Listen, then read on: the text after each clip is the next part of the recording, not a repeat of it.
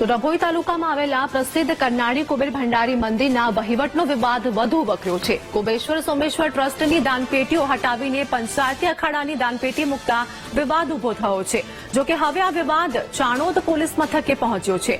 મહત્વનું છે કે કરનાળી કુબેર ભંડારી મંદિરના શ્રી કુબેશ્વર તથા સોમેશ્વર સંયુક્ત સંસ્થાન ટ્રસ્ટના હિન્દી ભાષી નવા 2 ટ્રસ્ટીઓ સામે 3 ગુજરાતી ટ્રસ્ટીઓએ જ મોરચો માંડ્યો છે।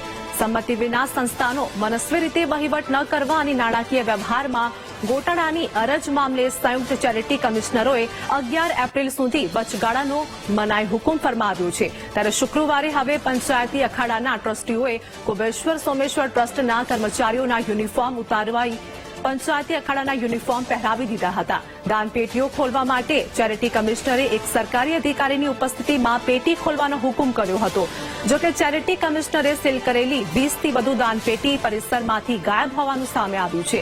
પંચાયતી અખાડાના ટ્રસ્ટીઓ દ્વારા બાઉન્સર બોલાવી મંદિરમાં પરંપરાગત વારસાઈથી વર્ષોથી સેવા પૂજા કરતા પૂજારીને મંદિરના કેમ્પસમાંથી બહાર કાઢી મૂકતા માહોલ ગરમાયો હતો। મંદિર પરિસરની જગ્યા સર્વે નંબર પ્રમાણે પંચાયતી અખાડાની હોવાથી સમગ્ર વિવાદ ઉભો થયો છે। તો મંદિર પરિસરની જગ્યા પર પંચાયતી અખાડો અધિકાર જમાવી રહ્યા છે।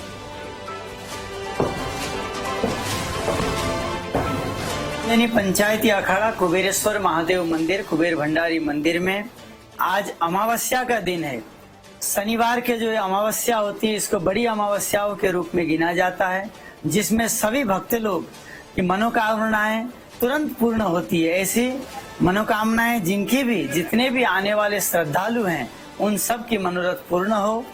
जितने भी श्रद्धालुगण हैं कुबेर दादा का भव्य रूप से श्रृंगार, आज अंगूर की श्रृंगार द्राक्ष के द्वारा कुबेर दादा का श्रृंगार किया गया है। साथ में कुबेर दादा के भक्तों के लिए द्राक्ष का प्रसाद भी वितरण हो रहा है। और जितने भी भक्त लोग हैं सब लोग वर्षोથી અહીંયા આવું છું। લગભગ 26-27 વર્ષ થયા। વદ 11ના દિવસે આવું છું। શરૂઆત અમાસથી કરેલી। આજે શનિવારી અમાસ છે અને શનિવારી અમાસના દિવસે આજે કુબેર દાદાના કપાટ ખોલવા માટેનો મને જે લાવો મળ્યો છે એટલે કુબેર દાદાનો આભાર માનું છું કે એમને આ લાવો આપ્યો। અને તો હાલ વાત કરીએ કે જે વિવાદ સર્જાયો છે જેમાં કુબેશ્વર સોમેશ્વર ટ્રસ્ટની દાનપેટી હટાવાઈ દેવાતા મંદિરમાં પંચાયતી અખાડાની દાનપેટી મુકાઈ છે તે અંગે વિવાદ જોવા મળી રહ્યો છે। તો હિન્દી ભાષી ટ્રસ્ટીઓ સામે અન્ય ટ્રસ્ટીઓ દ્વારા મોરચો પણ માંડ્યો છે। ચાણોદ પોલીસ સ્ટેશને મંદિર વિવાદ પહોંચ્યો છે અને આ અંગે તપાસ પણ હાથ ધરવામાં આવી છે। કરનાળી કુબેર ભંડારી મંદિર વહીવટનો આ વિવાદ સામે આવ્યો છે। કુબેશ્વર સોમેશ્વર ટ્રસ્ટની દાનપેટી હટાવવા દેવામાં આવી હતી।